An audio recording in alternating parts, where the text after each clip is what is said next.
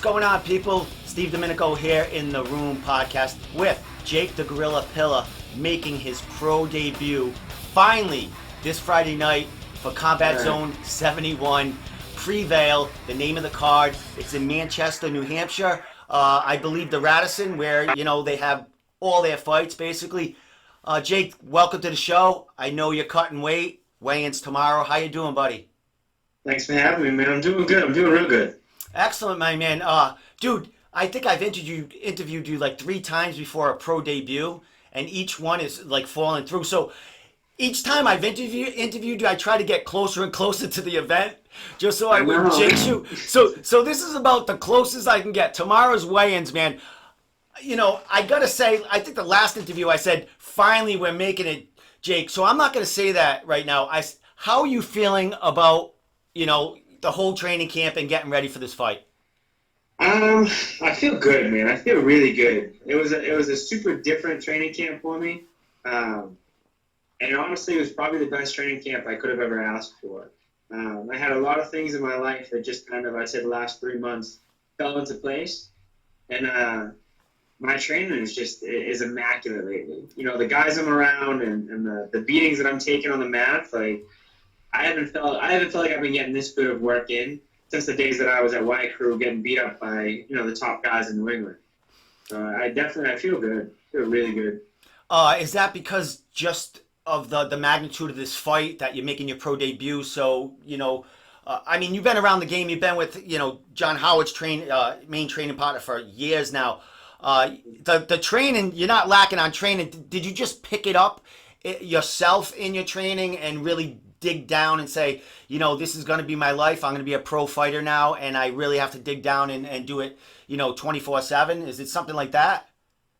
I mean, I've always knew this was going to be my life. That was never a question. It was never like, oh, I think it's time, or, you know, I kind of have been ready, I'd say, for the past 4 or 5 years to make that pro step. You know, I had knee surgery. You know, that took me out 2 years. That was a rough kind of hit. I've had upwards of like 6 or 7 opponents pull out. You know, that put me another year out. And then after the knee surgery, you know, I didn't want to go back to just jumping pro because I wanted to get 1 or 2 to, you know, get off any cage rust that I had or anything like that. And so it's one of those things, you know, I've always kind of felt like I was just as good as the guys that are on the pro level, especially where I stand. You know, I have the experience. I have the years and the time on the mat. I just think everything needs to fall into place, and I think that's where we are right now.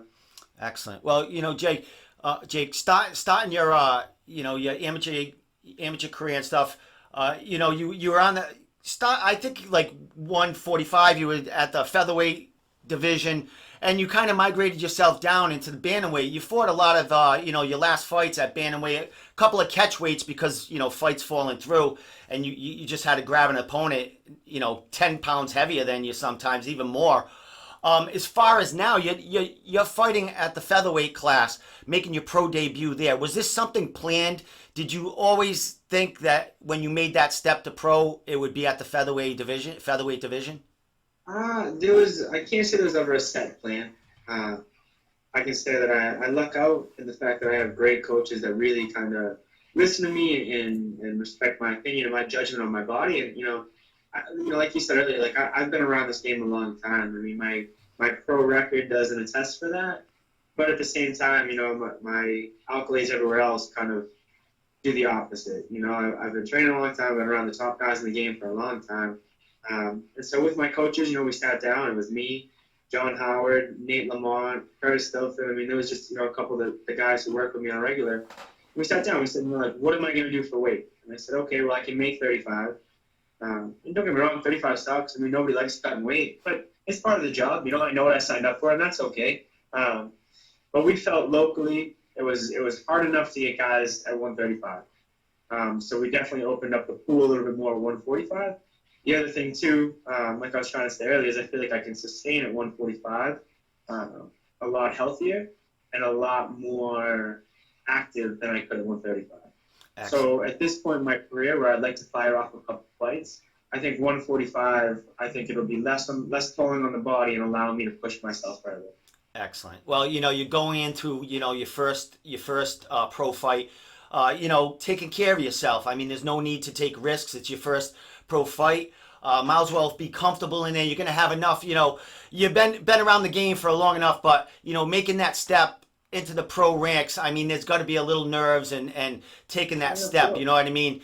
So great for you, taking care of yourself. As far as, your training camp and fighting at a heavier weight, how's everything been going? How you feeling? It's been the summer. Have you been working out outside at all? How's everything like that been going? So I love the summer. I love being outdoors. Anytime I can get in the sun, I'm in there. We laugh at my work. Like I'll leave work and go for a 2-3 mile run just to come back and change and then work the rest of my shift. I love it, man. The weight cut's been going good. I'm super on top of it right now. I'll probably hit the sauna for a little bit tonight and tomorrow. Get off the last 8 or 9 pounds and call it a day. But I feel awesome. Everything's falling into place. Right where I need to be, my conditioning's through the roof. I've been spending a lot of time up with Nate and Dooms, and I'll tell you, man, they've just been pushing me to a whole new level. Excellent. Well, talk about Dooms. He's been in training camp himself on and off. Congratulations to him. Big stuff out of your camps there. So, a lot of good things coming from you. Will he be in your corner Friday night? Excellent, man. He can't miss that, right? As far as, this fight, you got a dude coming in. He's had an amateur record kind of similar like yours. There's just about as many fights, a long career in the Amis. He's got 2 pro fights. This dude coming from New York, Shaquan Moore, never been finished in a fight, Jake. And every one of your fights is a finish, I do believe. So this is very intriguing, man. This kid, he had a really good amateur, career. Took on a couple of really good fighters in his pro debut. I think he fought at welterweight in his pro debut.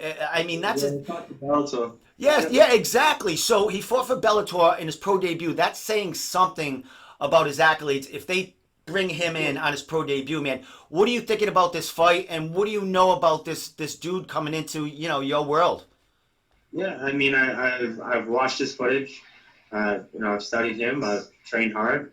Like you said, he's never been finished. He's a game fighter. He comes to go. He's going to take you all 3 rounds. He's not somebody who's just going to crumble under pressure. He's super composed. I'm excited, man. Especially now being around Dooms and being around some of the high-level guys. It's crazy now to kind of feel like, this kid's coming from New York. If anything, like when he gets here, I want to be like, hey, man, welcome to New England. Like, you're doing what I'm doing. We're going to get in there and have some fun. That's kind of the way it goes, I got no animosity. If anything, I'm appreciative that he's taking the fight. Yeah. And he's coming through. He's stepping up. I give him all the respect in the world, and I'll buy him a drink when we're done fighting. That's what the sport's all about. And so I just want to get in there. Let's see who the better man is. I've been training hard. I put in the work, and that'll show. Excellent. Well, it must be fun to make your pro debut against an out-of-towner coming into your world, because you are. I want to say one of the young faces of Combat Zone. You ruled that place for so long. You're friends with the promotion. You're a big name. You're from the area, so you packed the place, man. How does it feel to make your pro debut? Because, Jake, you're a hot commodity out there. I mean, I think you were ranked number 2 in New England as far as bantamweights in the amateur division. So there's promotions looking for you, and for you. I was always waiting for your rankings to come out, but I never got to see them. Well, we'll do them when you. No, that's Tom's world. I don't do that. You were asking for them too, man. You were like, you were that last hurrah. Jake wanted that number 1 spot there, man. Well, I thought the carbo kick would have made me in there. I was like, there's no way I didn't make number 1 Definitely. for at least a couple months. Jake, we didn't even have to make one. You had the number 1 spot. There was no need to make one. The number 1 was yours. So it put me in a hard spot, because now I might as well just never fight again. I'm never gonna do anything cooler than that, yeah. If anyone doesn't, everyone should know what we're talking about. Jake's last amateur fight. That was the cartwheel kick about 8 months ago. I think it was in November of 2018. November 17th. I think you took that fight was a 24-hour notice fight. You went through a couple of opponents or something. Correct. And then you fought, I think he was like 10, 15 pounds heavier than you, maybe? He ended up being, I weighed in at 45, he weighed in at 55. Not too bad. Well, I was supposed to fight at 35. They changed the opponent the day of weigh-ins. And I went from 138 that morning to 145. And then he jumped in at 155, and I was like, all right, cool, let's send it through. And then it lasted about, what, 35, 40 seconds with a cartwheel kick. And 22 seconds. and Jake Pilla's all over the internet, blowing the internet. I think like 20 people had that video like separate, and each video got like 5 to 10,000 views. It was it was a good way to end your amateur title race, just your whole path there, man. You had a great amateur career in there, but to get back into that cage, what's it like, and what are you going to feel in there that night when you finally make your pro debut for the place that basically has been your home since you started? I hope it's going to be quite a feeling of accomplishment. I've dedicated a lot of my life to this. I've put in thousands and thousands of hours. I've done the work to make it here. So I'm excited for Saturday. I sit back and just feel like I took the step that I've always wanted to do and made that. So I'm excited, man. I tell people all the time I'm very blessed to do this. I have great friends, great coaches, great training camps. I love being in the gym. I'll do this for as long as I can. Well, for me, this is awesome. Well, I think you're going to take this, not only your MMA career and also coaching, because you do a great job there. You're always giving back, helping fighters everywhere, and also training them on the side. I mean, you're doing it all and you're giving back. Jake, as far as this opponent and stuff, what are you looking to do in there? What do you need to do, you think, in a pro debut to a dude that's never been finished? What do you want to do in there, and what do you think you need to do in there for your first fight as a pro? I gotta be smart. I gotta be calm, cool, and collected, and I gotta stick to a game plan. I gotta go in. I can't get overly excited. I just gotta keep it simple. I gotta go in there, do what I do best, and walk out of there. Whether it takes 1 round or 3, I'm gonna go in there. I'm gonna give him hell, and we're gonna go to work. And so it's one of those things. Like I said, man, he's a seasoned kid. He's a great fighter, good stand-up, good ground, good defense. He's good everywhere. There's I got nothing negative to say about him. I don't know him. I know he's coming to show up, and so am I. And at the end of the day, I'll buy you a drink, you buy me one. We'll call it how we see it. Excellent. But yeah, I'm gonna go in. I'm gonna stick. We've watched him. We studied him. I got a good game plan. I'm confident. Now it's just time to go in and oppose it.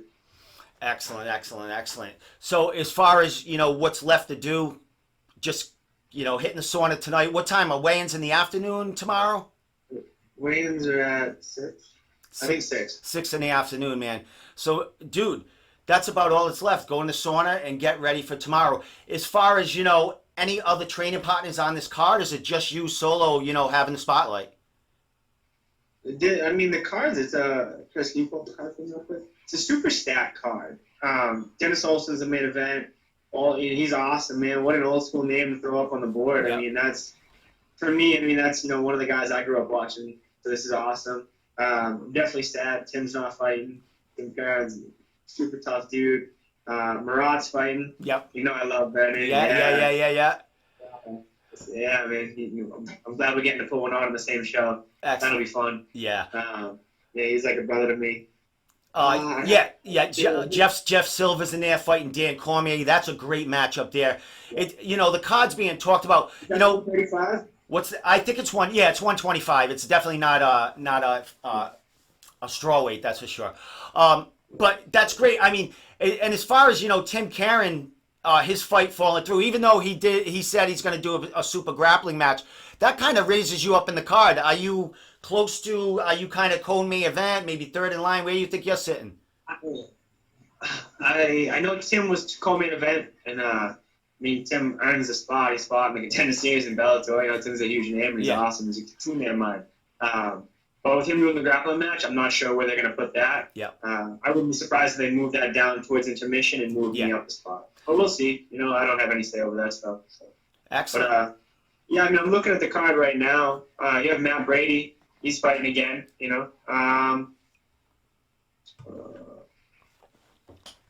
Mike Kelly. Jeff Silva. Kenny Murphy. Yeah. Big shot, yeah. That's going to be a good fight. Yeah, I just talked to Ken Murphy yesterday, man. That's a great matchup there with Andreas. So, it's a stacked card. It's a great card. And there's a lot of fighters around your weight in there. So there's There's implications. Yeah. There's implications. I mean, even though, you want to, maybe fight another killer from out of state, but the 135, 145 pool in New England is pretty deep. So Yeah, there's totally agree. there's options there. So Jake, hand raised Friday night, man. You've had a lot of fights fall through, a couple injuries here. Are we looking to stay consistent? What are you looking to do as far as staying busy in your MMA career after Friday night? Combat Zone normally puts up a fight within the 2 weeks before Thanksgiving. So I have this, and then October 11th I'll be in Vegas. Dooms has the PFL tournament, so I'll go right from this to right into his camp, focusing on that. We'll be back from that on like October 13th, 14th, and then it'll be just about a month until Combat Zone's card. So I'd like to jump right back again. Right back at 145, even 135. I plan on staying pretty lean and pretty healthy after this fight. If I could rattle off 3 or 4 by March, I'd be happy. Yeah. I definitely want to be super active right now. Yeah, I mean, you do that, you stay on, a path like that. You get next year's contender series, everything like that. You're a big name. You're fighting under John Howard. He's a big name. A lot of fighters coming out of your camp that are doing great things. So the eyes will be on you. Not that they're on you now, but they want to see you do some work in the pro ranks, and then they'll scoop up the gorilla, man. So last thing, Jake, I just want to say thank you so much for coming on. I know it's hard during fight week, weight cut, obligations you got to do and all that other stuff, man. But shout it out there. Everything, sponsors, friends, family, training partners, all that good stuff, man. So I got to shout out my mom, my dad, my little brother. Those 3 really, they do the most. They hold it down for me. Anybody who knows me know I'm huge about my family and stuff.